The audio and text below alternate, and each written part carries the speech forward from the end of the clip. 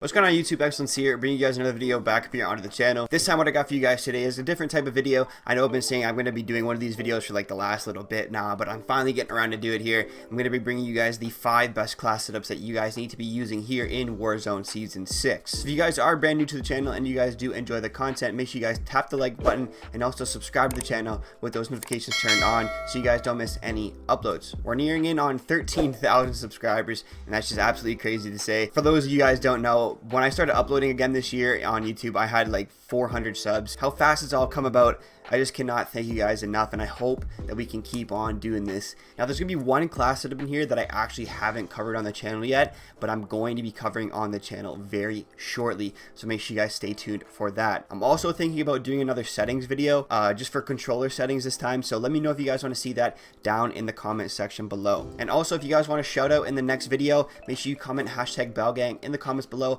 I'll pick one of you guys, throw you guys up on screen, but you guys got to have the notifications on to do that. So yeah, let's just get right into the video. And real quick, before we hop into like any of the class ups here, all the perks and all the classes have the Dragon's Breath shotgun on it. I'm going to dive into it really quick just because I'm just going to get it out of the way. It's just the choke, tac sentry barrel, milliwatt laser, 5MW laser, sorry, Dragon's Breath round, and stipple grip tape. This is going to be my secondary weapon on all my classes just because this thing is absolutely just insane. And then the perks go as double time, overkill, and amped. And then I pick up a ghost class with my second loadout drop within like a match. I just wanted to put that at the beginning of the video so you guys can just like get that into your heads. So because I'm not going to just go over that every single time I'm going into each of these class setups. Alright, first up, you guys probably guessed it, we got the Kilo. We got the monolithic suppressor on there for sound suppression and damage range.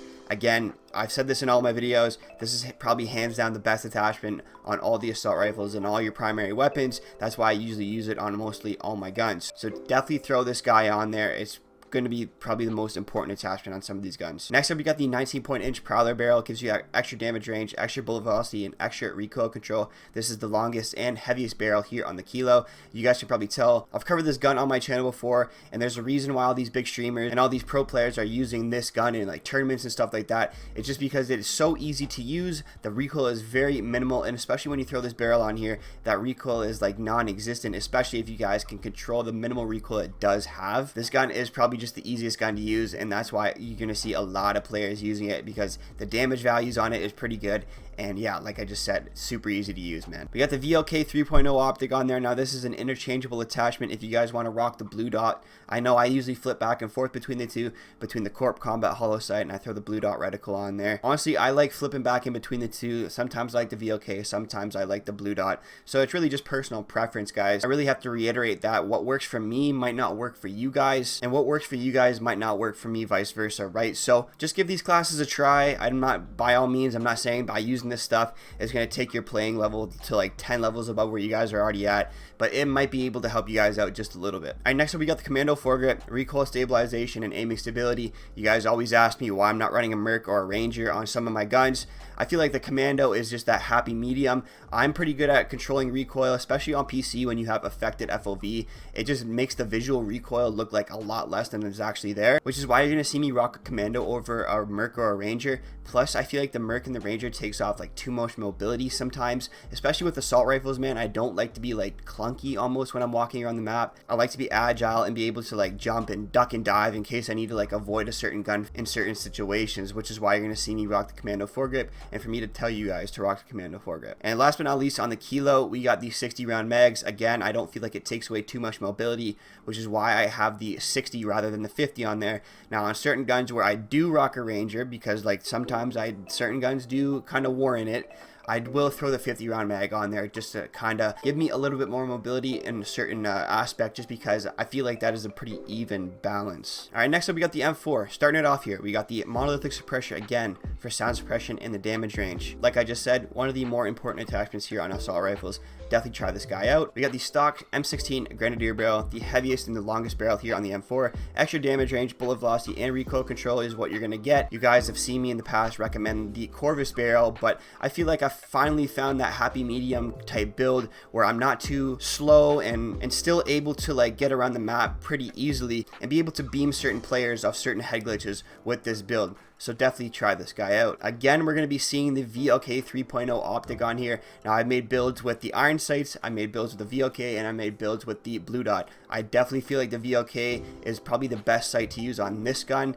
By all means, you can use the blue dot if you guys want to, but I definitely feel like the VLK is the better sight in this situation. That's why I'm recommending you guys use the VLK on this certain build. Again, we got the Commando foregrip. I just explained why I'm using this one over a Merc or a Ranger. Gives you that extra recoil stabilization and aiming stability too. I definitely feel like this is the best foregrip here on the M4. And last but not least, again, we got the 60 round mags on here. Again, I feel like this is the best attachment for the ammo slot here on the M4. Definitely try this guy out. All right, up next, we got the CR56 AMAX, probably one of the newer guns that is kind of taking over the meta right now in Warzone.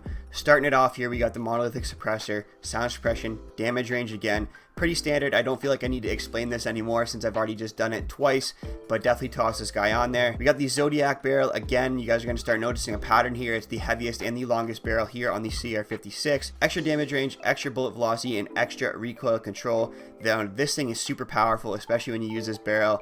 It is just like an absolute powerhouse, man. Definitely throw this one on there. Now again, we got the VLK sight on here. Now this one does kind of have a little bit of recoil, but once you're able to like control it and start hitting your shots more often, the VLK is hands down the best sight on this one. I have used the blue dot and I have used the iron sights, and again, I still think the VLK is 10 times better than those other sights, which is why I'm recommending you guys using the VLK. Again, I'm rocking Commando foregrip. Now some people have used a Merc and a Ranger on this. I used to use a Merc foregrip on this, but then I switched to the Commando after I kind of learned the recoil pattern and was able to kind of control it a little bit easier. So that's why I switched it up to Commando. By all means, if you guys are still having trouble with the recoil, definitely just throw on a Merc or a Ranger. This is one of those builds where I'm going to recommend you guys do that just because there is a little bit of a skill gap using this gun. Now it hits really hard, but it is kind of difficult to control the recoil if you guys are not used to the gun. And last but not least, we got the 45 round mag on there just because it is the maximum ammo you can have in the clip for this certain gun. So definitely try this loadout out. All right, next up we got the M13. Again, starting it off here with the monolithic suppressor.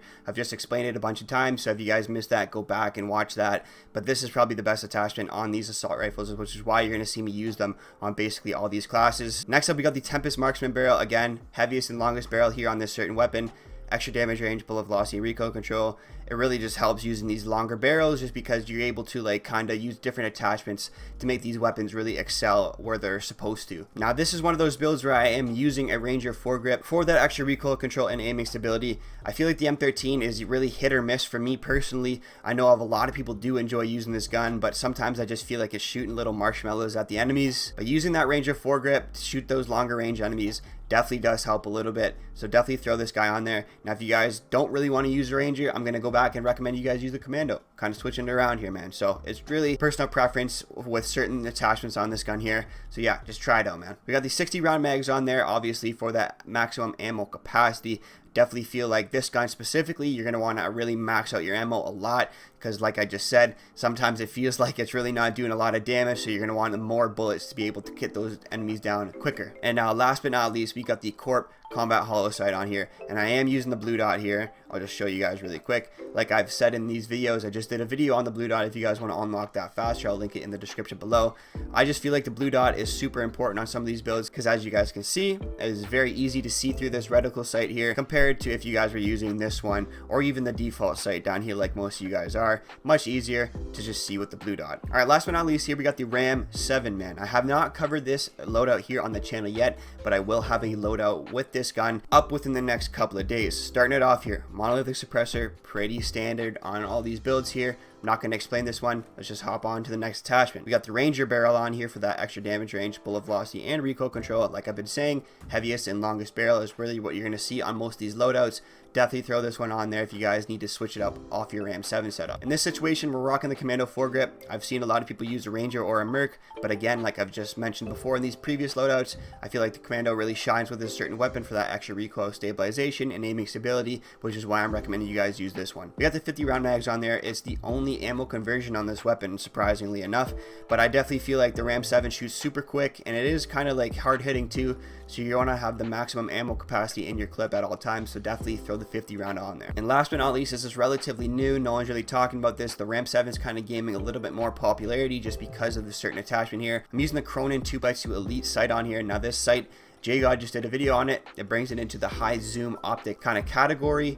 And this thing does help with recoil control because you're able to zoom in more and hit those targets a little bit quicker and easier. If you guys haven't tried this one out specifically, definitely do it. I know a lot of people are using the VLK. I was using the VLK too. I've done a loadout on it too. But now that I've switched to the Cronen, I feel like this gun is just 10 times better. You're going to start seeing a lot of streamers and a lot of pro players use this gun. I think Tfue mains this gun, and a couple of other high KD players on the leaderboard have started to really lean towards using this gun over like a Kilo or certain weapons. Like I said, all these loadouts are paired with the same perks and the fire shotgun, if you guys missed that in the beginning of the video. That's going to do it for today's video though, guys. I hope you guys did enjoy it. A little bit different here on the channel. I know I have to switch it up every so often. Cold War is right around the corner. I'm going to be switching back to multiplayer pretty soon, at least until Warzone drops for Cold War. And who knows, maybe I'll still do Warzone videos in between the Cold War multiplayer stuff. But let me know if you guys want to see that in the comments below, because I'll do whatever you guys want to see, because obviously you guys are the ones watching the videos. We got a lot of plans for Cold War, man. I hope you guys do stick around for that. But I'll catch you in the next video, guys. It was an excellence. Peace out.